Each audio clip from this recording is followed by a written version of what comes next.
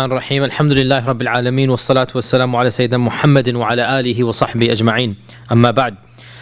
So we're today inshallah going to discuss the actual gist of the Battle of Badr, or the incidents that we have narrated about the Battle of Badr. And in our last few lessons we had mentioned the precursors to the Battle of Badr, the armies lining up, the Prophet ﷺ making dua, the issue of khawf and raja between Abu Bakr and the Prophet ﷺ. All of this has been mentioned. Now the problem comes with the actual battle is that you cannot describe a battle between hundreds of people except with specific stories between individuals, right? It's not possible to describe an entire battle. These are the old style battle where you're one-on-one. So what we have is a series of small incidents. That's all that we know. Maybe 10, 15 incidents of specific battles between two people, right? And this is our narration, or this is our version of the Battle of Badr. And this is, of course, we want to have much more details, but unfortunately we don't have most of these details recorded. What we have is literally probably around 15 stories, and that is about it. So let us begin with, and again another problem comes chronologically. How do you put these stories together? Again, it's almost impossible. So with all of these caveats and disclaimers, let us begin with the stories that we do have narrated about the Battle of Badr. So of the stories that definitely must have occurred at the very beginning is the story of Umayd ibn al-Humam. And Umayd ibn al-Humam, he became a shaheed in this battle, one of the few, literally around 13 or 14 Muslims who died. He was one of them and one of the earliest. So when the mushrikun started running towards the Muslims, and the Muslims are also charging forward, the Prophet ﷺ said, قوموا إلى جنة عرضها كعرض السماء والأرض. Stand up and go and fight. قوموا, stand up and embrace a heaven that its width, its ard, is like the heavens and the earth, right? بين السماء والأرض. As much as the heavens and the earth distance, this is the width of one Jannah that you will get. And so Umayr at that time was preparing for battle, and he was just eating some dates to strengthen himself. And so when he heard this, he said, bakhin, bakhin. And bakhin means to trivialize something. Bakhin, it's not used anymore in common Arab vernacular. It's one of those classical phrases, but it basically means like this, like something to trivialize, in our vernacular. So the Prophet said, ma, what do you mean? And how are you trivializing this? And so Umayr said that, what I mean, Ya Rasulullah, is a Jannah whose ard, whose width is between heavens and earth. If this is the truth, then what use is it to remain living here? I want to be of those people of Jannah. And so the Prophet ﷺ said, Anta min ahliha, you are of those people. You are of those who will get that Jannah. And so when he heard this, he threw away the dates and he said, if I live long enough to finish these dates, then it is too long of a life. If that's what I'm going to get, then I really don't need to finish these dates, right? And so he threw the dates away and he stood up and he charged into the army, and he met his shahada, and he's one of the handful of Muslims who died in the Battle of Badr. And so he has a very great honor, because the Badriyun, as it is, are the elite of the Sahaba, right? The people of Badr. And then to die a shaheed in Badr, this is a handful of people, and he is the first and the most foremost amongst them. It is also narrated that when the army began to charge, the Prophet ﷺ said, do not throw your arrows on them until they come within distance. Keep your arrows, don't be impatient. Then when they come, shower them with arrows. Shower them with arrows, but save some for later on. So he's commanding the archers what to do. That when they come close, spend most of your arrows, but not all of them. Leave some for later on. And in one version at Abu Dawood, he said, do not unsheath your swords until they are right upon you. In the meantime, concentrate on arrows and on looking at the enemy. So be prepared until the very end, then unsheath your sword. And at some point in time, again, we don't know exactly when, perhaps now or perhaps before this, he picked up that handful of dust, as we had said, and he threw it in the faces of the mushrikun, and he said, shahat al-wujuh. And shahat means that not just to die, but really to be cursed, right? Shahat al-wujuh, may these faces be cursed. And it is narrated that every single one of the mushrikun, without exception, he was blinded for a while. He had to rub the dust out of his eyes because of this one handful of dust that had come. And we can, again, it is not explicit, but it would make sense that this occurred right when they're charging upon the Muslims. Right when they're very before the meeting of the Muslims, this would make the most logical sense, but the riwayah don't mention when this took place. And Allah mentions this in the Quran, as we said, وَمَا رَمَيْتَ إِذْ رَمَيْتَ وَلَكِنَّ اللَّهَ رَمَى, that you did not throw when you threw, but it was Allah Azza wa Jal who threw. And of the specific incidents that we know of, the Prophet ﷺ himself, did he fight or not? This is a bit of a controversy. Did he fight himself or not? This is a bit of a controversy amongst the earlier scholars, and the majority opinion is that the Prophet ﷺ, generally speaking, did not fight in most of the battles, but in Badr he did fight. That in most of the battles he was a military commander, and military commanders by and large do not fight. They maintain the order, and they make sure which troop goes where. As for the Battle of Badr, it appears to be, based on one or two narrations, that he was physically fighting along with making dua in the tent. So what Ibn Hajar and others opine is that he would fight and then he would make dua, and then he would fight and then he would make dua. So he was alternating between his tent, which was the tent that was set up to be the base, if you remember, we talked about that last week, and then he was also in the front of the fields. And they base this on a narration of Ali ibn Abi Talib, which is narrated in Muslim Imam Ahmad, where Ali said that on the day of Badr, we saw that the Prophet ﷺ was the closest of us to the enemy, and when the fighting got tough, we would seek protection through him, i.e. by coming close to him. And this shows us that he was fighting bravely, and they wanted to be in that vicinity where the Prophet ﷺ was. And Ali ibn Abi Talib said that he was the most aggressive of all of us on that day. He was the most brave, he was the most courageous. Now, Ali himself narrates that he came to see what the Prophet ﷺ was doing in his tent, and he found him in sajda, saying, Ya Hayyu Ya Qayyum, Ya Hayyu Ya Qayyum, and he's making dua. And so Ali left him and went back to the front. He came back again, and he still found the Prophet ﷺ in sajda. And so Ali left him, and he fought again. Then he came back for the third time, and he found him for the third time. And then when he went out, Allah wrote victory for them. So he didn't come back for the fourth time. So Ali narrates both of these narrations, that he was in the tent, and he was in the front of the army. And therefore the only way to reconcile is that the Battle of Badr would have lasted a few hours, at least 4 or 5 hours in the entire thing, and therefore the Prophet ﷺ was alternating. The Battle of Badr began, as we said, everybody should know the date. What is the date of the Battle of Badr? 17th of Ramadan, which was a Friday, 17th of Ramadan, which was a Friday.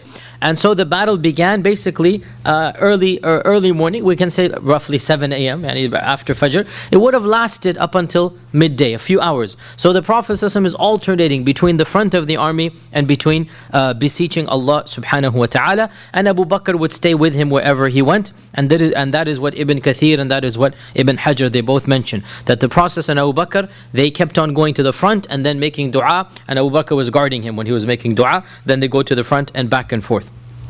We also know from the Quran and from the Sunnah that Allah subhanahu wa ta'ala sent down exactly 1,000 angels. Exactly 1,000 angels. Allah says in the Quran, إِذْ تَسْتَغِيثُونَ رَبَّكُمْ فَاسْتَجَابَ لَكُمْ أَنِّي مُمِدُّكُمْ بِأَلْفٍ مِّنَ الْمَلَائِكَةِ مُرْدِفِينَ.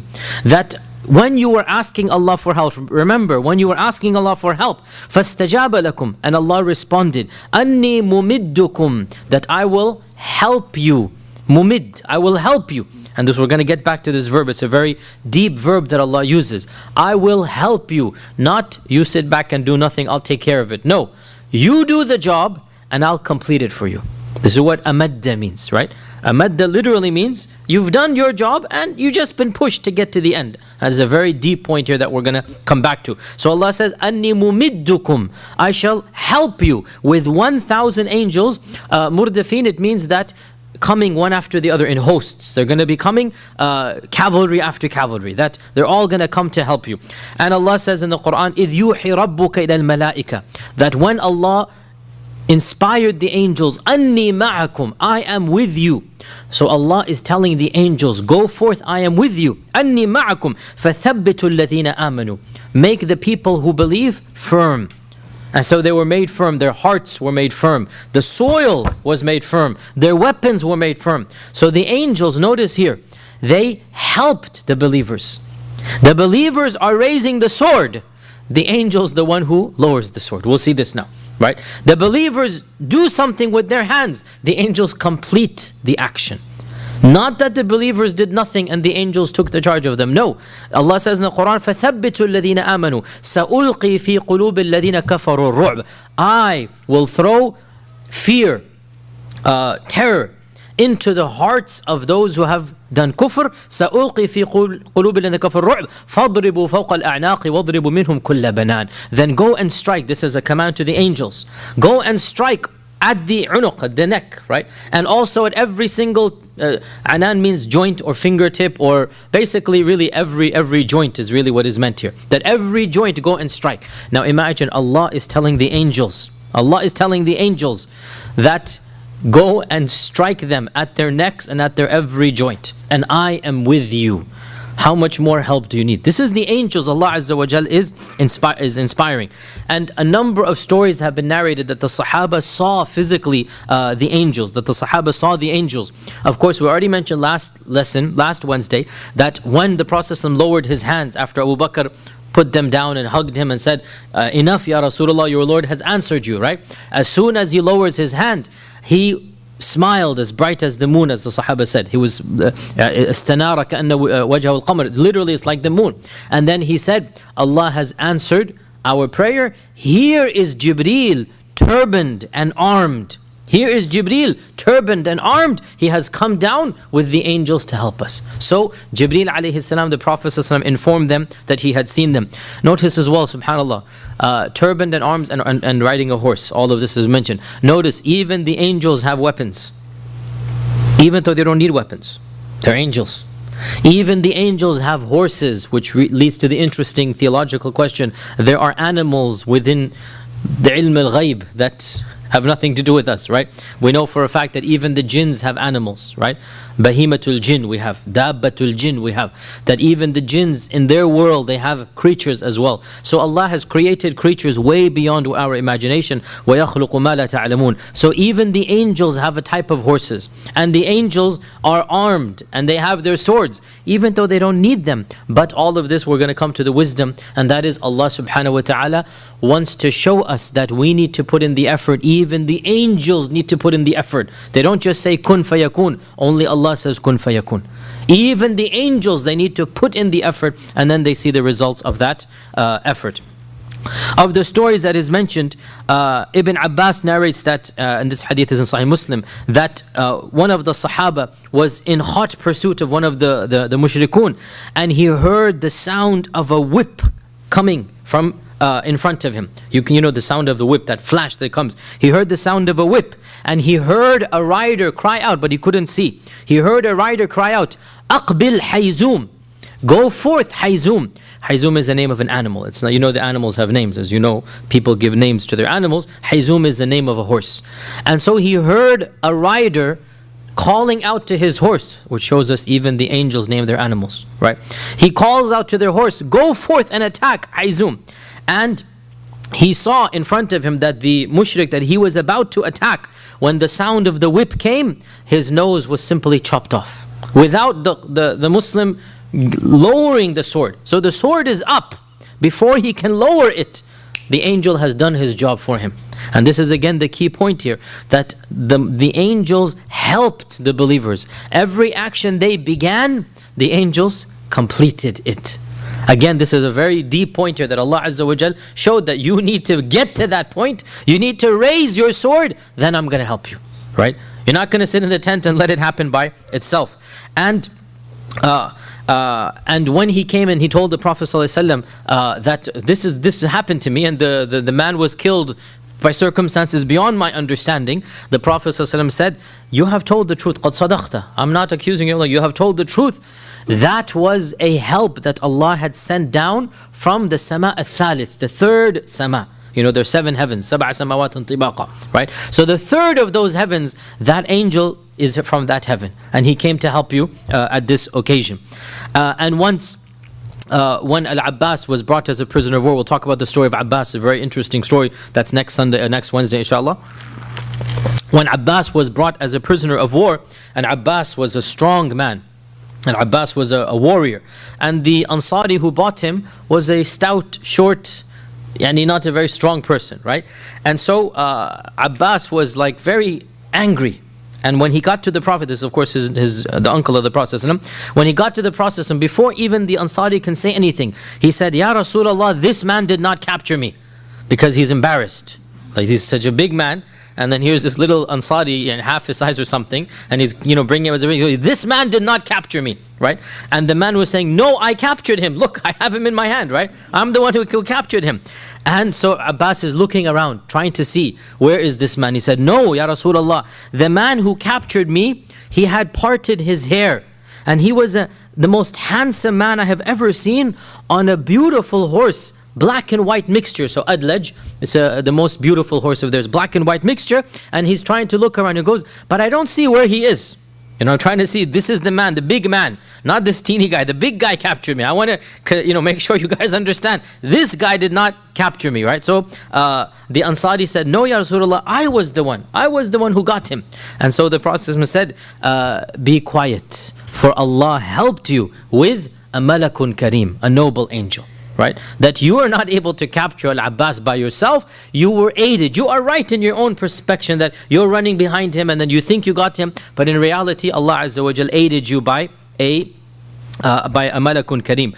Now, remember we had said before the battle that the Prophet ﷺ had specified 2 people, and some versions say that he also specified the children of Hashim, Banu Hashim, which is basically his uncles and his immediate cousins, right? That he said the Banu Hashim have been forced to come and fight. They did not want to fight. And by the way, this probably also explains Abu Lahab is still in Mecca, right? Abu Lahab is his uncle, and he did not come. And they excused him being the senior of the Banu Hashim. But the youngers of the Banu Hashim, the Prophet said, Ukrihu ala al-qital, that they were forced to fight and they did not want to fight. So he knows this. And it's not just his family. He also mentioned, who can remember the other Sahabi? There's one more Sahabi he mentioned, or at this point, not a Sahabi, excuse me, a Qurashi, not a Sahabi. He mentioned one more Qurashi. No names. You guys are all taking notes. Abu al-Bukhtari. Abu al-Bukhtari, what was special about him? What did he do? Why did he get this honor? Why did he get this honor? He helped them in the Sha'b of Abi Talib. He helped them in there by sending food and water, and most importantly, he was one of the main people who caused this treaty to be finished. Right. So notice here the Prophet ﷺ, the evil treaty, the boycott, he broke the boycott. Notice here the Prophet ﷺ is repaying a favor. Think about it. That not all the Quraysh are the same. And those who have done good for the Muslims, they will be remembered. They will be remembered. And this is something multiple times throughout the seerah. And this clearly shows us that we as Muslims living in a non-Muslim land, we look at the sympathetic non-Muslims. We see who's supporting the cause of freedom, the cause of letting every religion practice its faith, and we do not treat them the same way that we treat Islamophobes. This is a clear cut from the seerah, that those who treat us with justice and dignity and kindness, we have to return the favor, and there's nothing wrong with this. There are some isolationist, narrow minds amongst us who say all kuffar this and all kuffar then. Wallahi, this is so backward. I can't believe people are still saying this, especially after all that has happened. No, not all kuffar. Some kuffar, yes, they have kufr, but they also stand for truth and justice, right? Their kufr does not prevent them. Kufr means they are not Muslims. They believe in something else. But their kufr does not prevent them from standing up for truth. And Abu al-Bukhtari was one such person. Right? And Mut'im ibn Adi was another person. And we're going to come to Mut'im ibn Adi as well. In the Battle of Badr, he's mentioned. Even though he's dead. Mut'im ibn Adi has been dead for a while, a few months, but he will be mentioned in the Battle of Badr. And we'll come to this again. And so Abu al-Bukhtari and Abbas and the Banu Hashim have been said that they will not be killed. Yet another, there's many of these reports, yet another unnamed Ansari, we don't have his name, he mentions to his son, and so his son then says, my father said, and his father was a Sahabi, and a Sahabi who is unknown does not affect the validity of the hadith chain. It's a bit of an advanced point here. But if you don't know the name of the Sahabi, the chain is still authentic. Whereas if you don't know the name of the second or third or fourth person, then for sure the hadith is weak. As for the Sahaba, if somebody says one of the Sahaba said, or if somebody says my father was a Sahabi and we don't know his name, we don't care, because Jahadatul Sahabi la tadur, that the fact that a companion is unknown does not affect the chain. So he says that his father told him that when he was pursuing the enemy or fighting with the enemy, before he could lift his sword, he saw the man fall dead in front of him with a sword wound. So before he could actually do this, the final blow, the man actually dies in front of him. So he said, my father knew that he was being helped, that there is some divine help coming. There's also a beautiful hadith in Mustadrak of al-Hakim that Zubayr ibn al-Awwam, and what did the Prophet call Zubayr ibn al-Awwam? He is my hawari. He is my helper. Every prophet has a hawari, and Zubayr is my hawari. And Zubayr is the father of Abdullah ibn Zubayr, and his wife is Asma bint Abi Bakr. These are things you should now begin to piece together. There's a lot of names, but you should learn to piece them together. Zubayr ibn Awwam, the Prophet ﷺ said, he is my hawari, my helper. So it is mentioned in the Mustadrak of al-Hakim that Zubayr ibn Awwam was wearing a yellow turban on the Battle of Badr. And therefore, to imitate him, all of the angels came down in the same garment as Zubayr, including the yellow turban. And this is a great honor for Zubayr ibn Awwam, that all of the angels came fi ziyyi, in the mannerisms or in the clothes of Zubayr ibn Awwam. Whatever he was wearing, as an honor to him, all of the angels came wearing the exact same garments as well. And these angels that came down, these 1,000 angels, Allah chose them Himself, and Allah blessed them through the battle of Badr. Jibreel once asked the Prophet ﷺ, as the Prophet ﷺ told us later on, Jibreel came to me and asked me, and this hadith is in Bukhari, what do you think, the Muslims, what do you think of those who participated in Badr? So the Prophet ﷺ said, we think they are the best of all of us. We think they are the best of all of us. So Jibreel said, and similarly, those who participated in Badr from the Malaika, we too think the same. So Allah blessed, so Badr is so important that Allah blessed those 1,000 angels. And this shows us that even the angels have ranks. Not all of them are the same. That the angels have their own internal ranks, and the elite of them are those who participated in Badr. Here I want to comment here, I've referenced this a number of times. Why did Allah Azza wa Jal send 1,000 angels when frankly one angel could have done the job? Right? I mean, the angels cannot be seen, they can quickly go instantaneously and do everything right then and there. And when Allah Azza wa Jal wanted to destroy the people of Lut, it is said that Jibreel simply took his wing, he came in his real form, as big as the sky can see. And he took his wing, one tip of it, and he just hit the ground next to the cities. And the cities, as a reaction to that, they flipped all the way up and then they came crashing down. Right? This is in our reports. This is exactly what the hadith say, that he just touched, he hit the ground. Daraba, he hit the ground with his wing. With one portion, he has 700 wings. With one portion or one of those wings, and that was so powerful that the whole cities were basically destroyed. So then why does Allah Azza wa Jal send 1,000 angels when one of them could have done the job? And again here we get to the simple fact that throughout the Quran and Sunnah, the entire message that is given is you don't get anything for free. Not even Jannah. You're not going to get it for free. You have to put in an effort. And even if that effort is not worth the result, Jannah is not worth our actions. Right? We don't earn Jannah. Right? Even if the result is much more priceless than your price that you pay, you need to pay some price. Allah Azza wa Jal will look at your effort and not at how much you've done, the quality. Allah will look at the quality and not the quantity. You need to do something. And therefore, when those Sahaba, the 300 of them, are literally going and walking into death. They're literally taking their swords out. Then Allah will send those angels, as we said, to complete each one of them what they're doing. The angels did not fight single-handedly. They didn't just go and get rid of the Quraysh while the Sahaba did nothing. No, they were mukammal, they were mumid, they were amadda, which is, we gave so many examples, right? Every time we hear of an incident, the Sahabi is doing something. Then the angel finishes it off. Think about that. Never do we hear of an incident where the angel does the whole chore for the Sahaba. You see the point here, right? You have to, of course the Arabic is akhdh al-asbab, you have to follow the means to get to the end, right? You have to traverse the path to get to the destination. The destination is not going to be picked up and brought to you.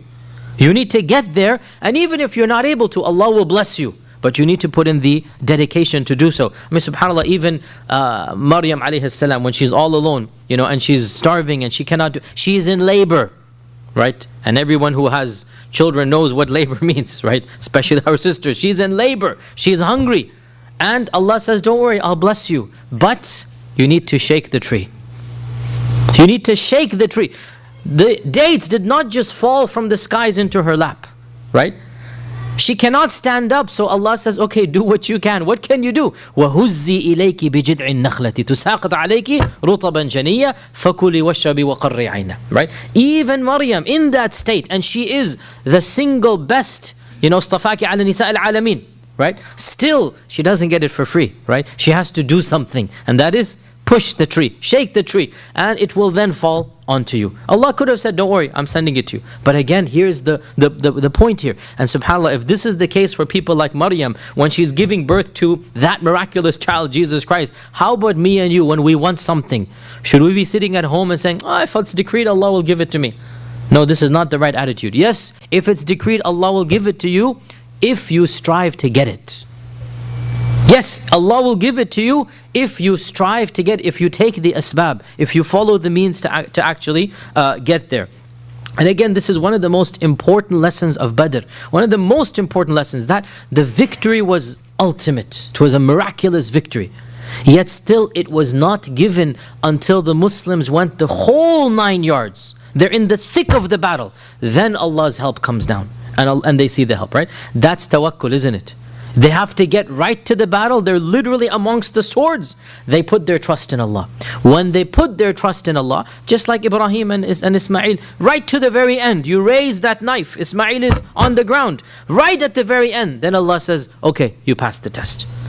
So what Allah wants to see from us is giving it our utmost. Once we give it our utmost, then insha'Allah ta'ala, Allah Azza wa Jal will give us what He has willed and what we deserve to get. And again, clearly their numbers were less, their quality was less, but when they showed that determination, all of this was neglected and ignored, and they got what they wanted. Now, Ibn Abbas also says something very interesting. He said, never did the angels actually fight with the believers except on the day of Badr. In every other occasion, they merely were backups. They merely were present, but they didn't physically fight. Now, this is Ibn Abbas's opinion, and his opinion about these matters is very big. Fi ilm al-ghayb, we take it, as we said many times, when a Sahabi says something about ilm al-ghayb, we take it to be a hadith of the Prophet sallallahu alaihi wasallam. So, these are some stories about the angels. Many other stories are mentioned as well. Of those stories is Ukasha ibn, it's called Mihsan or Muhsin, both are allowed. Ukasha ibn Mihsan, Ukasha ibn Muhsin. Ukasha, the story of Ukasha. Ukasha radiallahu an. Ukasha was fighting with his sword, and he hit the armor of somebody and it broke. And so he went back to the Prophet complaining, and he said, Ya Rasulullah, I only have one sword. What am I going to do now? He had no other sword. And so the Prophet picked up some twigs and said, here, go fight with this.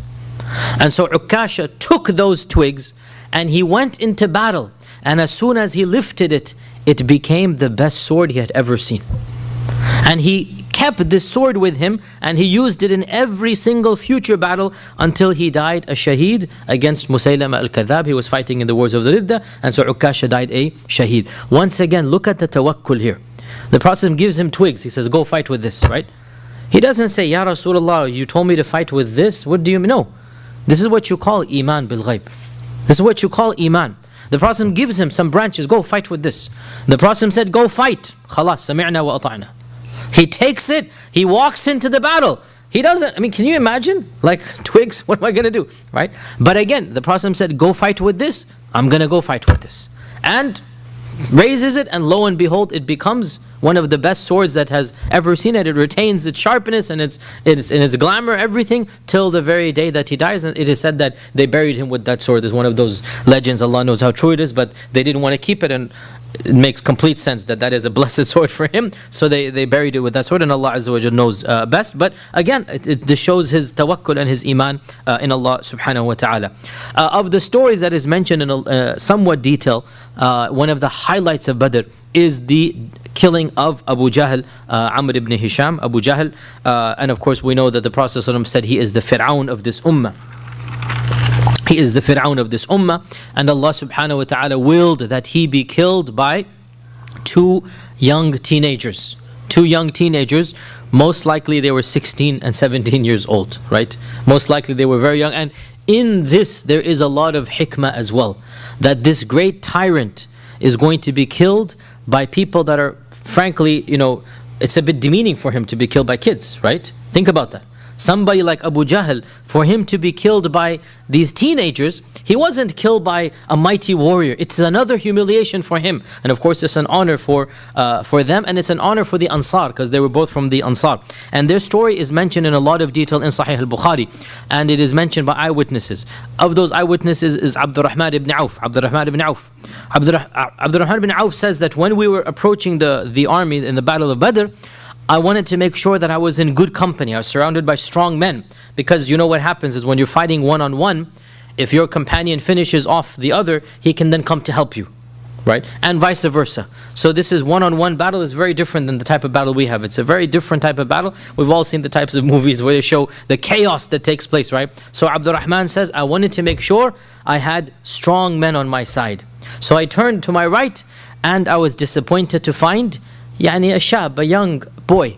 He's not a man. And then I turned to my left and I found someone just like him.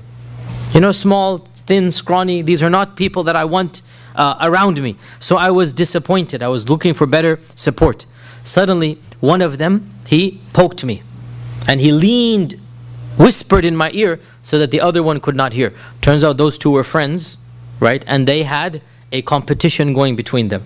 Who would kill Abu Jahl? So they didn't want the other one to know. Now they're both Ansari, and they're both young. They've never been to Mecca. They've never seen Abu Jahl.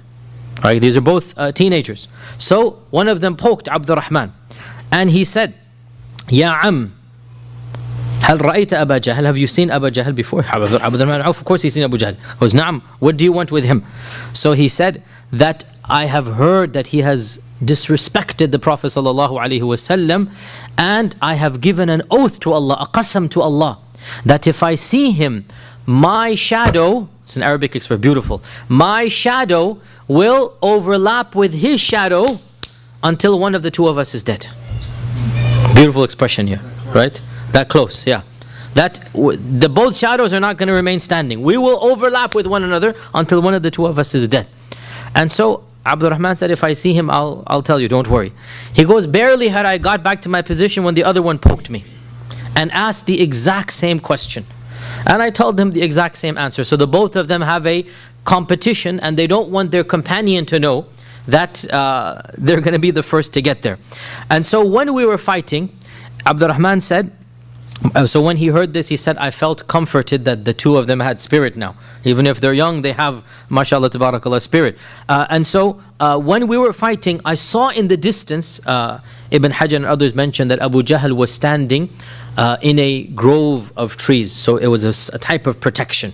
So this is the equivalent. The Prophet was in his tent. Abu Jahl is surrounded by shrubs and trees, and he's basically monitoring the army. He is, of course, the main leader of the Quraysh, so he's monitoring the army from there. And he was surrounded by his men, and most importantly by Ikrimah, who was a strong young man, Ikrimah ibn Abi Jahl. And so when I saw him in the distance, I said out loud to the both of them that هَذَا صَاحِبُكُمَا, this is your companion, the one that you asked me about, right? The one that you questioned me, that is them. That is the person there.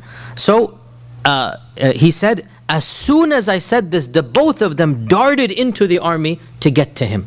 See, they're young, they're a little bit impetuously brave. This is what we expect from impetuous, rash youth, that they don't care about anybody else. They will dart through the entire army, and perhaps because they were young, they were also neglected and ignored by all the people in between. Had they been seniors, they would have been recognized, right? This is another wisdom in their being young, that they're unknown, they're kids, nobody even knows who they are. How are they going to get to the leader of the Quraysh? So they made their way to this grove, to this secluded area, and now we hear of their names. The first of them is Mu'adh ibn Amr al-Jumuh. Mu'adh ibn Amr al-Jumuh. And his father was of the leaders of the Banu Salama. And Mu'adh himself, he was one of the younger people who took the Shahada of the second Treaty of Aqaba, the second Bay'at al-Aqaba, right? So we can say that he must have easily been, because if he took the Shahada, then he must have been around 13 or 14. So he must be at this time around 15, 16 years old, right? He's one of the youngsters who took the Shahada, or the Aqaba, the Ahd of the second Treaty of Aqaba. So this is Mu'adh. And he raced forward through the trees, and scared that he's not going to get to Abu Jahl, he jumped with his sword to try to get the remaining distance before somebody stops him. But he wasn't able to get to the upper portion of Abu Jahl because he's still too far away. So from this we can imagine there must have been some people, there must have been an entourage. We can imagine Abu Jahl is not going to be alone. So he comes dashing forth, he jumps as much as he can, but he's not able to get to the upper portion of Abu Jahl. Now you can imagine the whole body is now coming down, and his whole force is in his hand. So the sword comes smashing down onto the left leg of Abu Jahl, and it completely disconnects, swipes its way off completely. One of the narrators says that the only thing I can compare it to, wallahi, is how a date seed flies away from the grinder when the dates are being grinded. So you know that grindstone, that big heavy grindstone. Imagine you're grinding, one of those dates just just sparks away like that, right? So he says the only thing, that imagery that comes to mind, that leg just flew away like a date flows out of the grinder. So he manages to deal a blow, but this blow is not going to be mortal. Abu Jahl is not going to die. He's going to be one-legged, but he's not going to die simply from one leg being amputated. And when by the time he's cutting his leg off, Ikrimah is trying to defend his father, and so Ikrimah is also lifting his sword to protect his father. And Ikrimah's sword chops off the entire hand of Mu'adh, the entire right arm, the entire, like literally from the shoulder, that Ikrimah is protecting his father. So one sword hits Abu Jahl, the other sword hits the hand of Mu'adh, and it cuts it off completely. Mu'adh later narrates, and he lived one armed for the rest of his life. He didn't have that arm. That Mu'adh narrates that my arm hung to my body by a thin, tendon or something. We don't know what it was. It's just thin skin. It was clinging to my body, and it finally got in my way in Badr. So I put it on my foot, bent down, and then ripped it off. Wallah, if one of us gets a pinprick, we can't concentrate, huh? If one of us cuts our hand with a knife or something, subhanAllah, that's it. قامت الدنيا وما قعدت. We're not able to think, right? Can you imagine? This is a 17-year-old kid, and he's saying the hand began to irritate me, that it's getting in my way. Right now he's using his left hand for the rest of the battle. So in order to basically get rid of it, he puts his foot on it, then yanks it off, stands up to yank it off. This is Mu'adh, subhanAllah. This is not Mu'adh ibn Jabal, this is Mu'adh the young Ansari. And Mu'adh lived a long life, and he died in the Khilafah of Uthman ibn Affan. He died a natural death in the Khilafah of Uthman ibn Affan. So this is Mu'adh. The second of the two, Mu'awwidh, his name is. So Mu'adh and Mu'awwidh, don't get confused. Mu'awwidh ibn al-Afra. And Mu'awwidh ibn al-Afra, his mother is the famous, al-Afra is his mother. She was so righteous and pious and famous that all of her children were named after her. That she was such a luminary figure that the children were called basically the son of or the daughter of Al-Afra. Afra is the name of their mother. And Muawwidh was one of those who had volunteered to fight in the Mubaraza. Remember we had said that 3 of the young Ansar stood up? This is one of them. He had that bravery. That right at the beginning, him and his brother, not Mu'adh, his brother. Yeah, him and his brother. The 2 sons of Afra were of those 3. So Muawwidh was one of those who had volunteered to fight in the Mubaraz, and the Prophet said, he initially agreed, but then they disagreed. They said, we want somebody from our blood. So he told them to sit down, and he then chose the other 3. And Al-Afra, his mother, she was a close friend of Salama.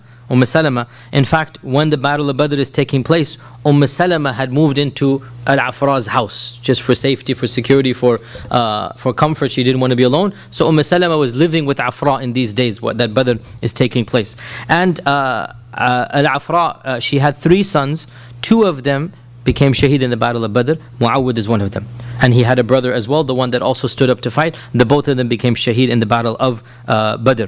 And Muawwidh, we don't know exactly where his blow struck, but it also struck somewhere in the body. We don't know exactly where. He also managed to strike a blow and make his way back, and he then died a shaheed sometime later in the battle. So he also gets a blow to the Abu Jahl, and the both of them come rushing back to the Prophet ﷺ that, Ya Rasulullah, we killed Abu Jahl. Ya Rasulullah, we killed Abu Jahl. And they both get to the Prophet ﷺ roughly at the same time, and they began fighting with one another. I killed him. The other one says, no, I killed him. And so the Prophet said, show me your swords. So they both showed him the swords, and he said, the both of you have killed him, meaning both of these wounds together will cause his death. The both of you have killed him. So the honor of killing Abu Jahl, it goes to the both of them. But Mu'adh was the one who got the armor of Abu Jahl because Muawwidh died. Now in Islamic law, the one who actually kills the enemy will get his personal possessions. This is fiqh, Islamic fiqh. Right, the actual personal belongings of the person, you will get it at the end of the battle. And so Muawwidh and Mu'adh would have shared, but Muawwidh died a shaheed. So then, because he's not there anymore, so then Mu'adh gets the entire the armor of Abu Jahl, which was a fortune. It was a very expensive armor, and his horse and his sword, all of this, the personal belongings of the one that you kill, it is given to the one, the warrior who does it. This is the Islamic fiqh. So the both of them get the honor of killing Abu Jahl. Now after the Battle of Badr had finished, to finish up the story of Abu Jahl before we'll get back to the incident, after the battle had finished, the Prophet is telling the Sahaba, go and find the body of Abu Jahl. Where is Abu Jahl? Because remember, he had been in the middle of a tree or area, so they weren't able to find him for a while. So go and find the body of Abu Jahl. So a number of Sahaba split out to see who would find the body of Abu Jahl, and it was Abdullah ibn Mas'ud. Abdullah ibn Mas'ud, that Yemeni shepherd, that 6th convert to Islam, the one who was humiliated many times in Mecca by Abu Jahl and by others because he was a low caste. You know how it goes in Jahiliyyah. Abdullah ibn Mas'ud found him, and he was breathing heavily at the very last breath of life. You know, like the very death, you can see that death is on him. He's just limpless and he's about to die. He's still alive, he's conscious, but you can tell that he is about to die.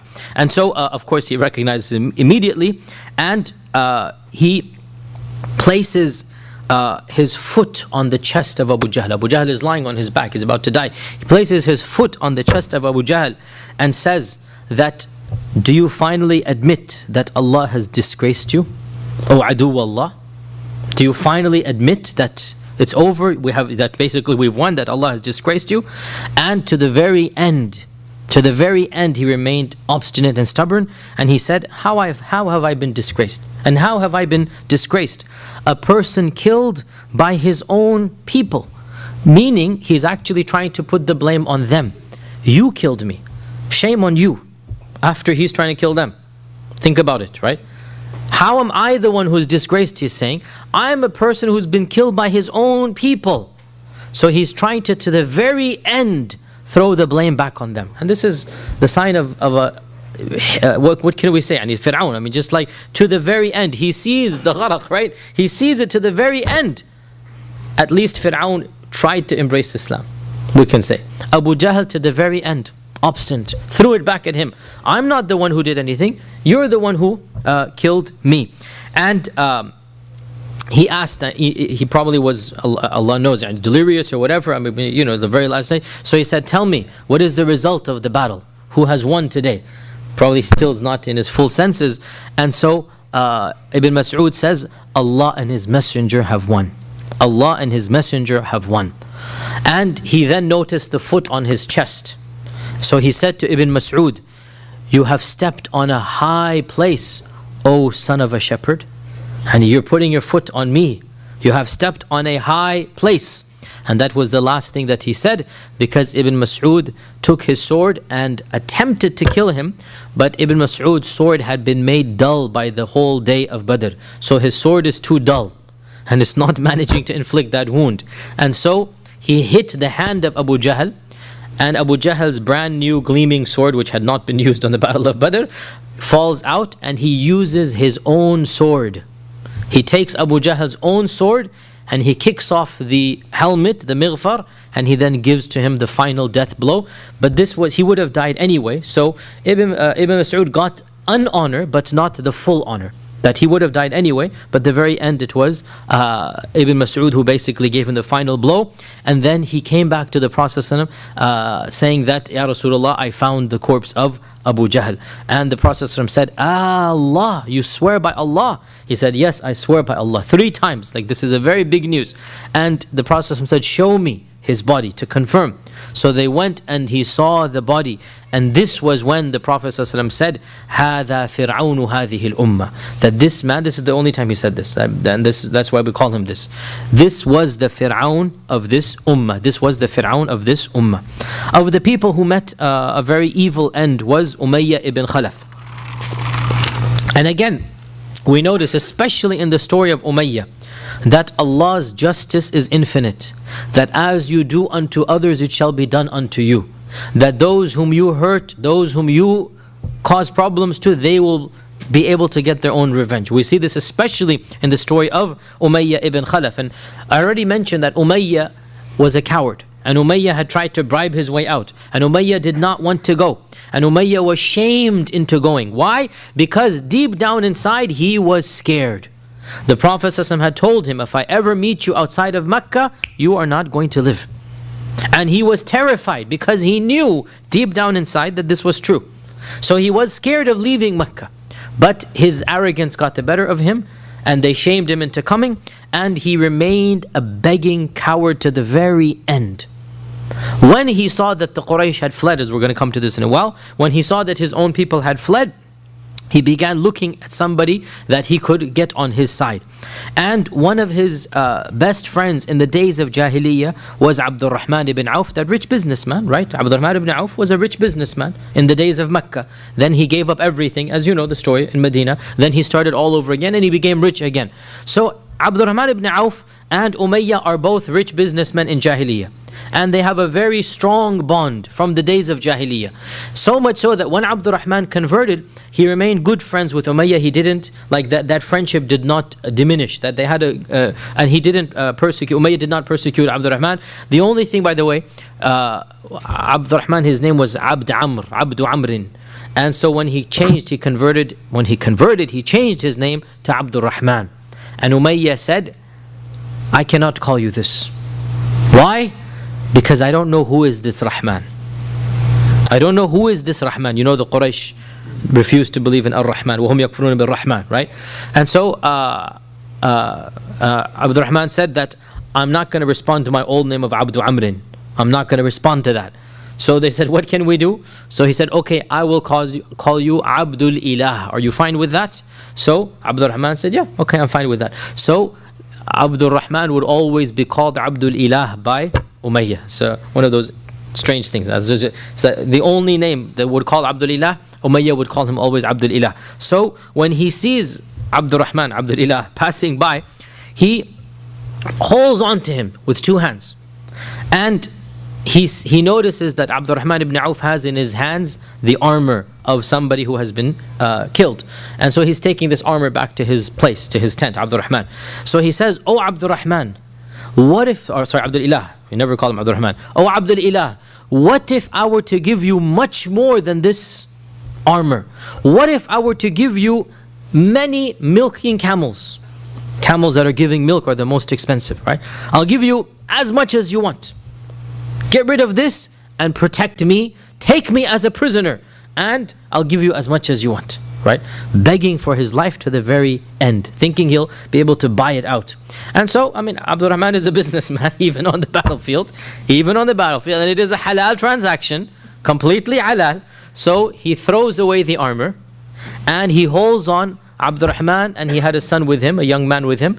So the two of them he held on to their hands, and now instead of the armor, he's taking these two back to the tent, or back to the muaskar, or back to the camp of the Muslims, to basically say, these are my prisoners of war, then we'll ransom them off, and he's promised me a big ransom. Now, of course, Allah wills. There's just no way that this is going to happen, right? Out of all the people in the world, of course, who do you think Allah chose to stop this entourage from getting to safety zone? Obviously, this clearly, wallahi, there's just no question for any of our minds. Allah Azza wa Jalla, this is not going to happen. Umayyah is not going to be saved, right?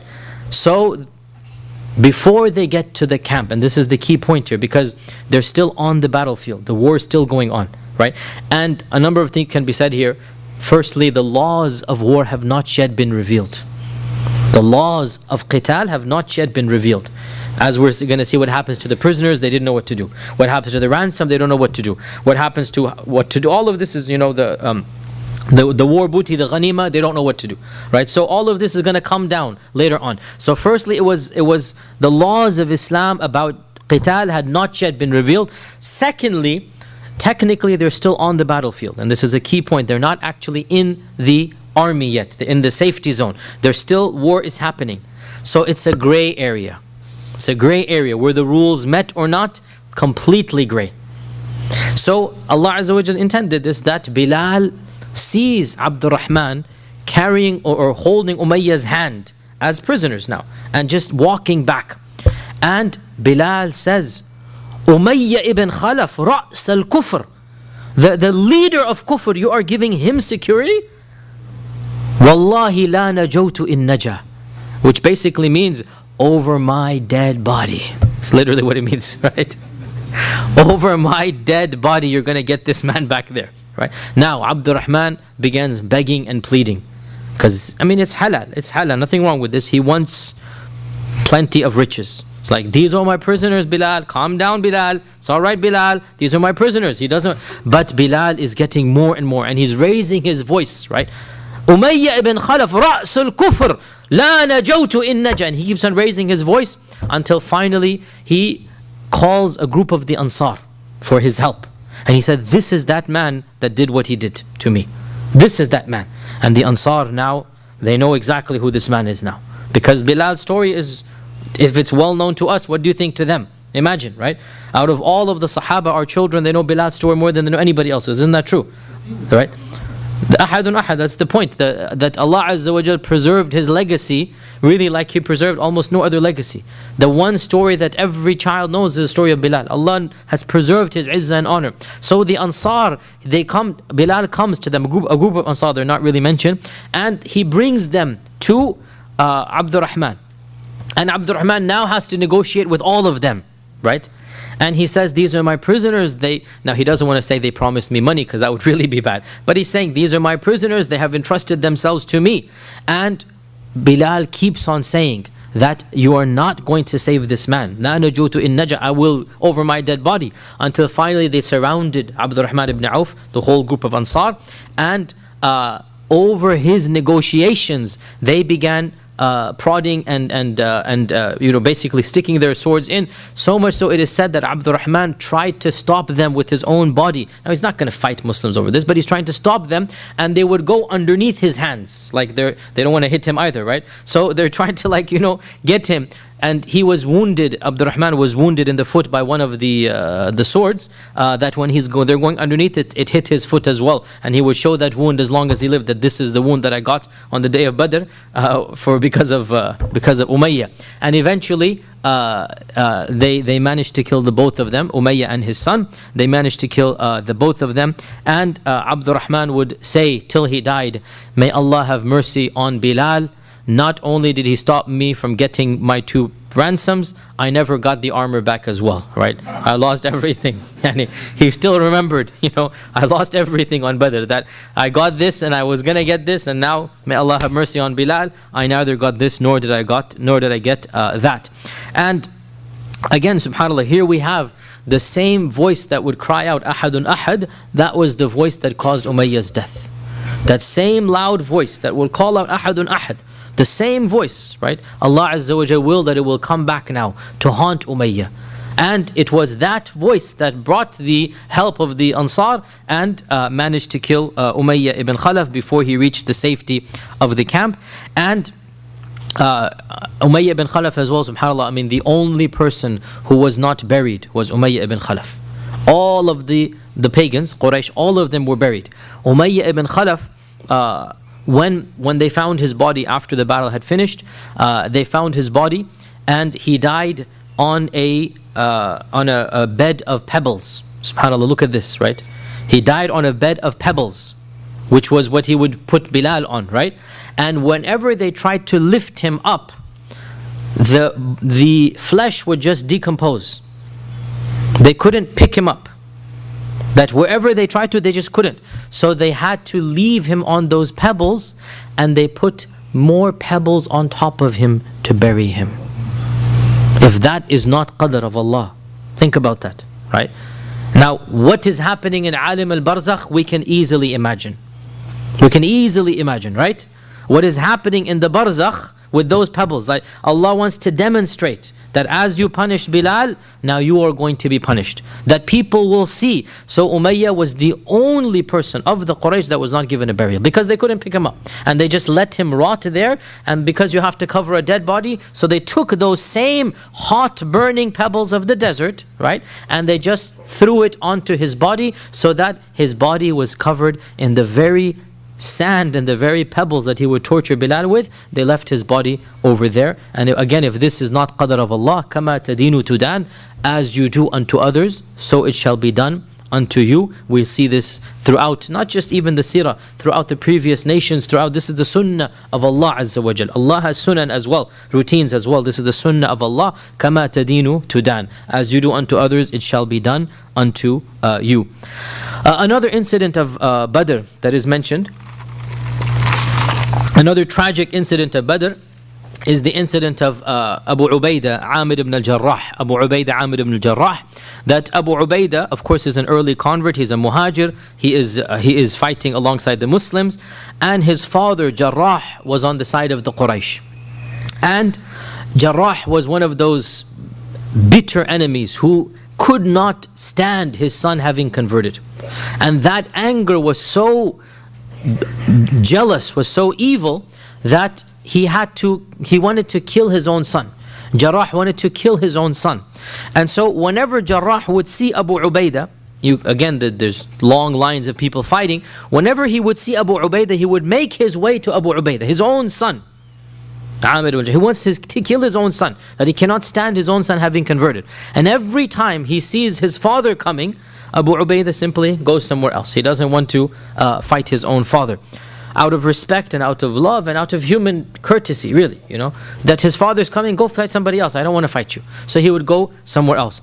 Until finally his father surprised him. His father attacked him. And out of the blue he came jumping on him to kill him, and he would have killed him. And Abu Ubaidah, now he's young, he's the son, he's the strong one, right? In self-defense, he took out his sword, and his father died at his own son's hand. His father died at his own son's hand. And the people began speaking that he has killed his own father. He has killed his own father. And Abu Ubaidah felt a great amount of sadness, that what have I done? And especially in the days of Jahiliyyah, now this is something, of course, even humanity-wise, but especially the Jahili tendency, right, of respecting one's tribe and one's ancestry. He really felt very depressed and very sad. And Allah revealed in the Quran the last verse of Surah Al-Mujadila, that لا تجد قوما يؤمنون بالله واليوم الآخر يوادون من حاد الله ورسوله ولو كانوا آباءهم أو أبناءهم إخوانهم وعشيرتهم أولئك كتب في قلوبهم الإيمان. This is Abu Ubaidah Amr al-Jarrah. أولئك كتب في قلوبهم الإيمان. That Allah Azza wa Jalla is saying, you will never find a group of people who will believe in Allah Azza wa Jalla, who are believers and who have yuwadun, who have loyalty to those who have opposed Allah and His Messenger, even if they be their own fathers, their own sons, their own brethren, their own family. Those are the ones, the people of Iman, whom Allah has written Iman in their hearts. أولئك كتب في قلوبهم الإيمان. And so Allah Azza wa Jal praised Abu Ubaidah as a person of Iman, that there is no question, one's ultimate loyalty always is to Allah subhanahu wa ta'ala. Every other loyalty is conditional to that loyalty, and this is simply a given in Islam. There is no room for negotiation in that regard. Now, we already mentioned that the Prophet ﷺ had forbidden the killing of Al-Abbas and the Banu Hashim and Abu al-Bukhtari. Unfortunately, Abu al-Bukhtari was killed. Abu al-Bukhtari was killed. How did this happen? Well, before we get there, Al-Abbas, the story of Al-Abbas, one other incident happened about the story of Al-Abbas as well. That when the Prophet ﷺ gave the command that Al-Abbas should not be killed, and the Banu Hashim should not be killed, and Abu al-Bukhtari should not be killed, Abu Hudhayfa is the son of Utbah ibn al-Rabi'ah. Utbah ibn al-Rabi'ah is one of those three who has, well, the main one. Yani the Utbah and Shayba and Al-Walid ibn Utbah, right? The senior Utbah ibn Rabi'ah. He is the son of Abu Hudhayfa. Abu Hudhayfa, by the way, he is, you must have heard the name of the Sahabi, Salim Mawla Abi Hudhayfa. This Salim Mawla Abi Hudhayfa, this is the Abu Hudhayfa. Salim is one of the most famous Qurra of the Sahaba. Salim had a beautiful voice of the Quran, and there's a lot of a hadith about Salim, and Salim was the freed slave of Abu Hudhayfa, and Abu Hudhayfa's sister was Hind. And Hind is the wife of Abu Sufyan, right? So this is Abu Hudhayfa. His sister was Hind, the wife of Abu Sufyan. So Abu Hudhayfa, when he heard the Prophet ﷺ say that the Banu Hashim is not going to be killed, he fell into an error. And the Sahaba were humans, and they sometimes fell into an error. And certain, pre-Islamic tendencies came out. And he said, so our fathers and uncles and brothers, pause here, his own father has just died, his uncle has just died, his brother has just died, right? In the Mubaraza, correct? Right? In the three Mubaraza, his father, his uncle, his brother, they've all just been killed. So he said, so our fathers and brothers and uncles will be killed, but the uncle of the Prophet, or the uncle of the Prophets and the family of the Prophets will not be killed. So that tendency came out in him. And the news spread that Abu Hudhayfa said this. So the Prophet ﷺ said, he swore to kill Al-Abbas. He said, I will kill Al-Abbas. He swore to kill Al-Abbas, that if I see him, I will kill him. Right? If I see him, I will kill him. So when this news came to the Prophet ﷺ, he was in the presence of Umar ibn al-Khattab, and he said, Ya Aba Hafs. And this was the first time that he called him with the kunya Abu Hafs. And therefore Umar ibn al-Khattab is Abu Hafs. Abu Hafs. He didn't have a Hafs, he had a Hafsa. But he changed it to Hafs. Right, Ya Aba Hafs. That Ya Aba Hafs. Will the face of the uncle of the Prophet ﷺ be struck with a sword? Will the face of the uncle of the Prophet ﷺ be struck with a sword? How is this possible? And Umar ibn al-Khattab, now he got the point that you need to stop this. Umar ibn al-Khattab said, Ya Rasulullah, he has committed nifaq. Meaning, who is this? Who is he talking about? Abu Hudhayfa. He has committed nifaq. Let me, Umar's style, right? This is Umar's style, huh? Let me do what I would do, huh? Take care of it, right? And the Prophet ﷺ forbade him from doing that. But Umar basically went to Abu Hudhayfa and made sure that Abu Hudhayfa was put into place. And Abu Hudhayfa then said that he used to say that I shall never feel safe against the consequences of that one sentence. I shall never feel safe unless Allah accepts me as a shaheed. That I made a big mistake. And I'm always going to be worried about it unless Allah accepts me as a shaheed.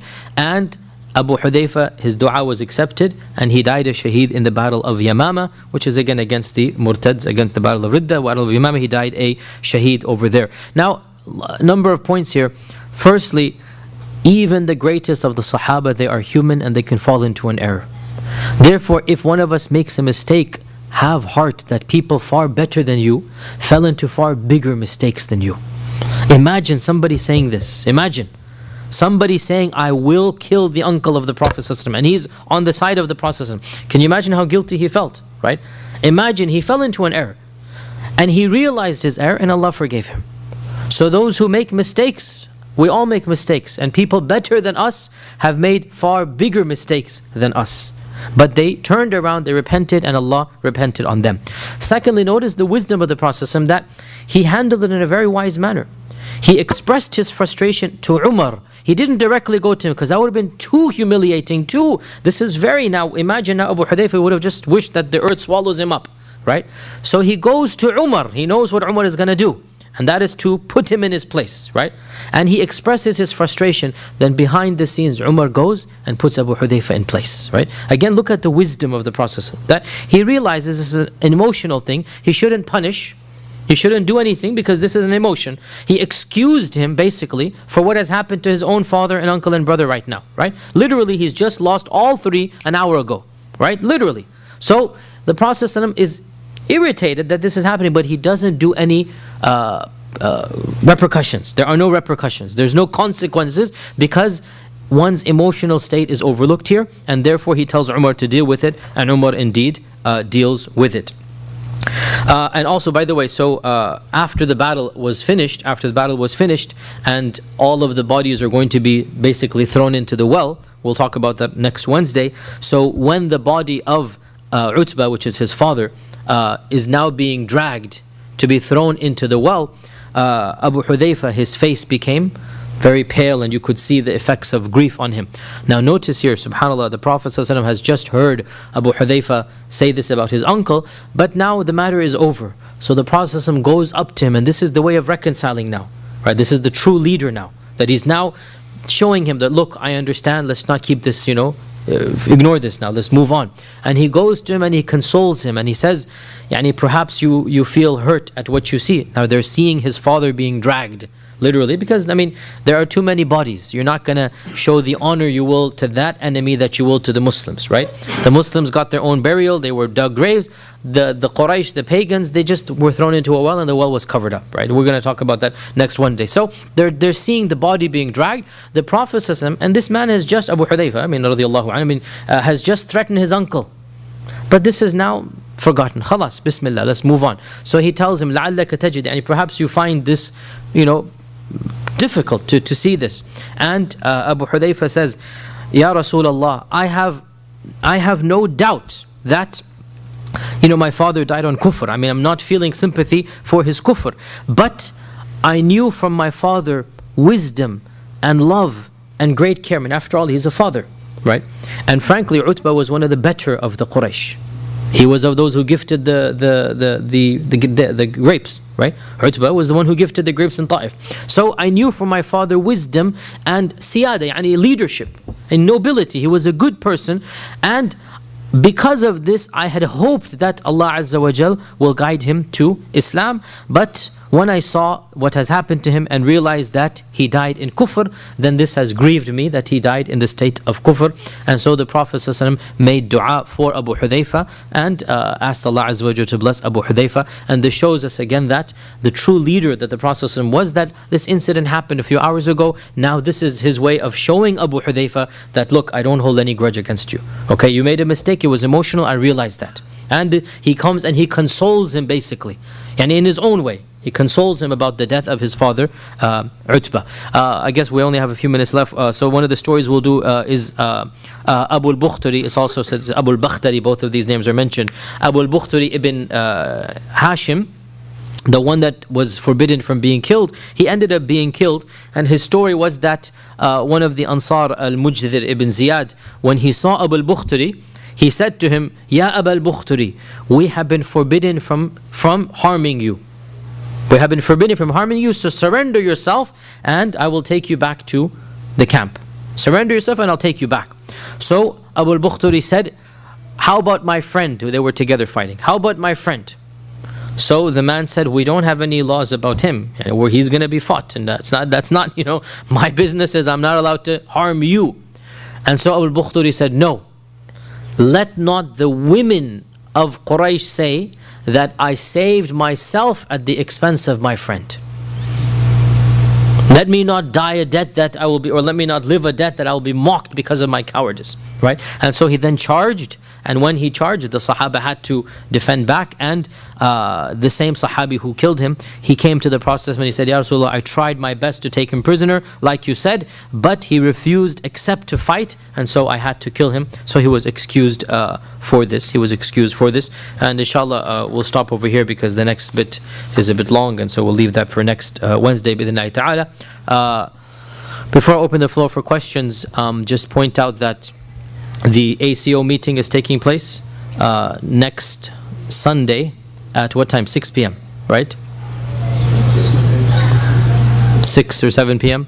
Or is the representative here? Sister Sahrish, is she here? Not here? There's a poster out there.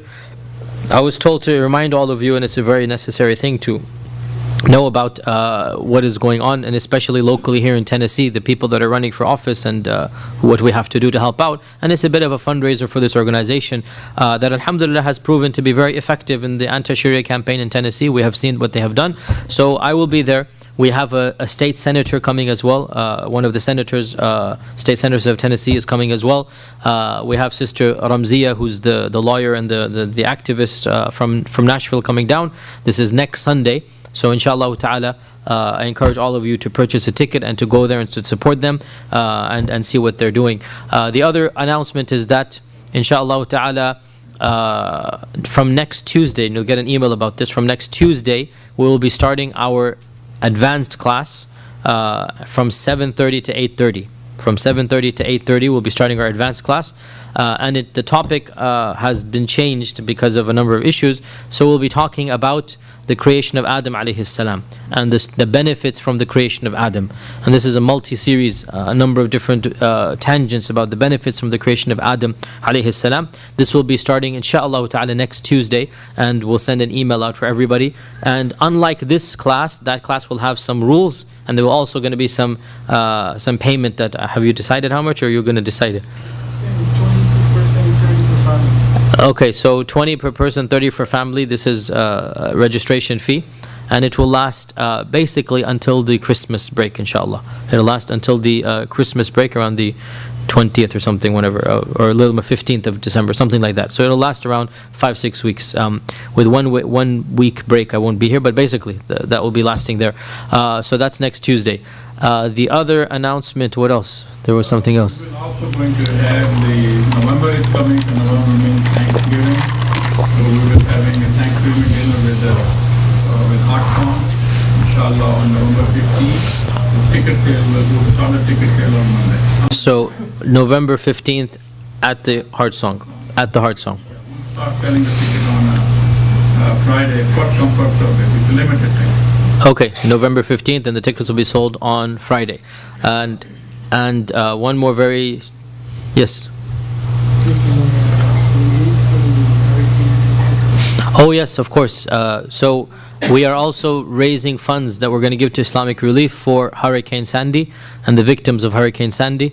As you know, it's caused quite a lot of damage. 50 people have been killed, and we are trying to show our help and support as well. And there are boxes there outside, and we've contacted Islamic Relief. They have set up their booths, and they're distributing food and clothes, and they're distributing necessary items for the victims. And so this is a great cause for us to help out Islamic Relief, and that is outside. And yes, that's the next announcement I was going to do. A lot of announcements today, mashallah. Very tasty and spicy announcement. The Mulan Bistro, we have been so successful with them that they are now, alhamdulillah, fully halal. Alhamdulillah. Now what this means is that you guys are going to have to eat out quite a lot. Why? Because we need to support them, right? You have to request. They have a halal menu. So when you go there now, you just say you want the halal food. And apparently, according to our trusted authority Asif, if you if you request any item, they will make it for you halal, even if it's not on the halal menu, if you request it beforehand. Oh, but apparently for some reason, I don't know why, they can't do pork halal. So I don't know. I mean, it's just one of those, you're just gonna have to accept it, But every other item on the menu, they can make it halal for you if you request them. But anytime you walk in, they have a halal menu, right? There's a sign, there's a special halal menu, and if you want any of the other dishes, then you request it in advance. Inshallah, I'm not supposed to tell you this, so I'm just going to be generic here. Inshallah, make dua. The same good news will be said of another restaurant soon. Inshallah, inshallah. We're working on this. But again, what this means is that we need to help and support, these services, because again, if we don't, the success of one has basically led to this, and this was wallahi the actual goal of Zabiha Night. This was the goal of Zabiha Night, that our Islamic presence, now we need to start making people aware, and businesses and others, and then inshallah slowly but surely we'll have halal meat available in many supermarkets and groceries. That's the goal, inshallah, is that make our presence known and facilitate our living in this land, inshallah ta'ala. Yes, another announcement, go ahead. Just compliment listeners forget that the actual Muslim-owned businesses that are already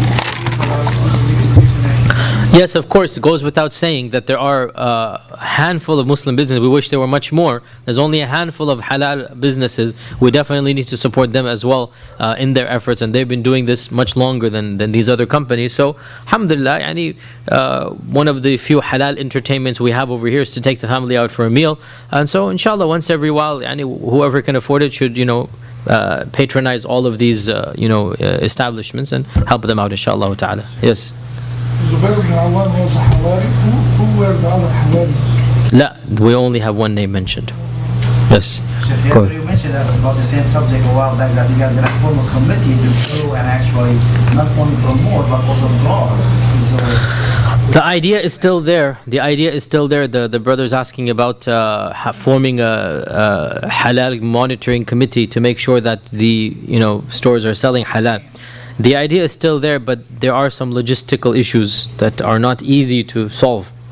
And there's also the potential backlash when we discover somebody's not selling halal, then we advertise he's not selling halal, then what if he goes to court, what if he, it's like slandering now. This is a very touchy thing. The idea is there, but we need to cross some hurdles before we get to it. Right, inshallah. This guy has the receipt from a local halal meat supplier. Yes, from Barakah. Yeah, the Mulan Bistro guy is buying it from his neighbor, the Barakah store, and he has the receipt posted that he purchased it from them. Inshallah. Okay. Any questions from the sisters? Yes.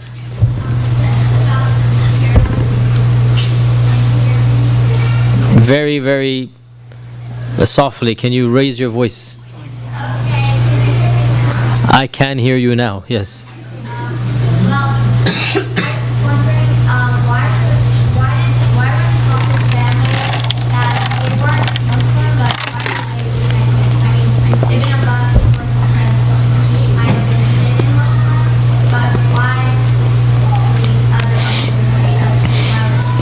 The Prophet ﷺ told us very explicitly that the reason that they should not be killed is because they were forced to come to battle and they didn't want to come to battle. And that is why all of them surrendered without killing anybody. They didn't kill anybody. Abbas did not kill anybody. They simply, their first opportunity, they surrendered. They had especially close ties. This is their cousin, this is their nephew in the case of Abbas. That's the only uncle of the Prophet that participated. So they did not want to fight, and therefore they surrendered at the first opportunity. Okay. Defectors, yes, from the Quraysh. Yes. We're going to talk about this next Wednesday. Was he a Muslim or not? We'll talk about this next Wednesday, inshallah ta'ala. Next Wednesday. Yes. I'm trying to figure out. You're trying to figure out the question. Yes. Good. Okay. Okay. Yes. Intervention of aid of angels in the presence of messengers. Is that possible after the messengers? Can it happen in other circumstances? Can angels aid others after the Prophet ﷺ? Yes, of course. Yes, of course. لَهُ مُعَقِّبَاتُ مِنْ بَيْنِ يَدَيْهِ مِنْ أَمْرِ وَمِنْ خَلْفِهِ يَحْفَظُونَهُ مِنْ أَمْرِ اللَّهِ. This is in the Quran. لَهُ مُعَقِّبَاتُ مِنْ بَيْنِ يَدَيْهِ وَمِنْ خَلْفِهِ يَحْفَظُونَهُ مِنْ أَمْرِ اللَّهِ. That he has guardians in front of him and behind him that are protecting him at the command of Allah Azza wa Jal. And this is for the believers, all of the believers. It not only can it happen, it happens all the time. When they feel like, oh, how did I get saved?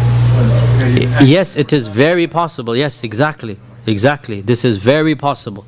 That when we see a miracle take place, sometimes it is a miracle. Yes, exactly.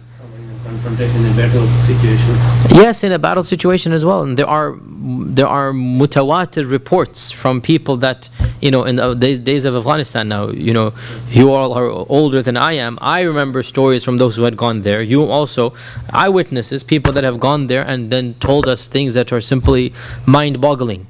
That this is the realities. And I believe many of these stories, and the people that told me them witnessed them, and I know these people. So yes, this is still to this day. It can happen. It can happen. I'm sure in Syria there is no question in my mind. I'm sure that there are things happening in Syria, and there are, again, it's mutawatir, and there's no denying that people are experiencing these types of divine aids and interventions, and Allah knows best. Final question. Yes, go ahead.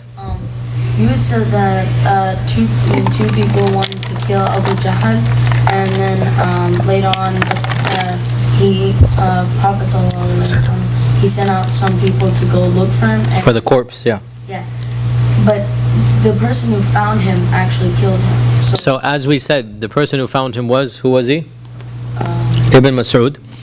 Ibn Mas'ud dealt the blow that killed him, but he was going to die. So there's something called a mortal wound. A mortal wound means the wound is so severe that he's going to die. Abu Jahl was found in a state where he was on the verge of death. If Ibn Mas'ud had not found him, he probably would have lived another half hour. Right? So he's breathing heavily. And he's at a stage where it's beyond saving now. That there's no question he's going to die. Therefore, yes, you're right, Ibn Mas'ud killed him, but it wasn't a mortal wound. He finished him off. He just finished the deed. He expedited the end death. Right? Some died with him. La, Ikrimah is a Sahabi. Aslahak Allah. Ikrimah is one of the elite of the Sahaba. Ikrimah. He was one of those who, when the Prophet ﷺ conquered Mecca, Ikrimah was on the list of those 6 who will not be forgiven. 6 people were said. Only 6. Find them dead or alive and kill them. One of them, they found him clinging to the Kaaba for mercy. The Prophet said, kill him even at the Kaaba. So his name was on that 6. So Ikrimah fled. Before the Muslims came, he fled. Ikrimah fled. Ikrimah, he did so much in the battle of Uhud. He did so much, and he was the son of his father before he converted. So Ikrimah fled. And then when he fled, he went to Jeddah. And from Jeddah he said, let me just go to Abyssinia, khalas. Because he knew once Makkah is conquered, it's the final domino. The rest is just going to happen. So he goes, let me just live in Abyssinia, Habasha. So he rode a ship to go to Abyssinia. And on the ship, Allah Azza wa Jal basically sent a thunderstorm. Not a thunderstorm, but a typhoon, or what do you call it, in the ocean. And the ship was about to crash. And the captain of the ship said that I've done what I can, nothing I can do. So right now, the only hope that we have is a miracle from Allah. So make dua to Allah. For wallahi, you and I both know that Allah and Al-Uzza will be of no benefit to us now. Right? This is the captain of the ship. So he said that, Ikrimah said that, when I heard this, I realized, why should I worship Allah when I get back to the shore, when He's not going to help me when I need Him now? SubhanAllah, what this shows us is that many of the pagans were sincere in their paganism. Of them was Ikrimah, right? That he genuinely believed in shirk. And finally, somewhere that light bulb clicked, that it makes sense. So he said, oh Allah, I promise you that if you save me now, that I shall go to your messenger and I shall put my hand in his hand, which is the oath of allegiance, and I shall find him forgiving and merciful. He even knew this, even though his name was on the 6. And I shall find him forgiving and merciful. So Allah Azza wa Jalla saved him. He got back to the shore, and he went to the Prophet. At this time was in Tabuk. So after the conquest of Mecca, he moves on to Tabuk. We'll get to that. So he went to the camp, and he knew there was a price on his head, dead or alive. That was basically the point. So he took his turban and he covered himself, muqanna, they say, they covered himself completely. You know how they covered themselves completely, so nobody recognized him. And it's a risk, because if somebody recognizes him, his head is going to be off instantaneously, right? And there's nobody that can help him. So he goes into the tent, or the muaskar, or the army of the Muslims, and he makes his way to the Prophet ﷺ when he is within distance of him, because that's the one person basically that can forgive him, right? He then unfurls the turban and he says, Ashhadu an la ilaha illallah wa ashhadu annaka la rasulullah. What happened, ya Ikrimah? Like, whoa, from here to there. Then he explains his story, right? And when he explains the story, then Hasuna Islamu, his Islam became very good, and he died, I want to say, fighting against the Romans. He died in one of those big battles, fighting against the Romans. Ikrimah, he lived a good life after that. This is Ikrimah ibn Abi Jahl, the son of Abu Jahl. Our young brother has his hand raised for a long time. This is our last question that we need to. Why did Hamza die? He didn't die yet. Be patient. His death will come. Huh? His death will come, but not in the Battle of Badr. Okay. Inshallah. So we.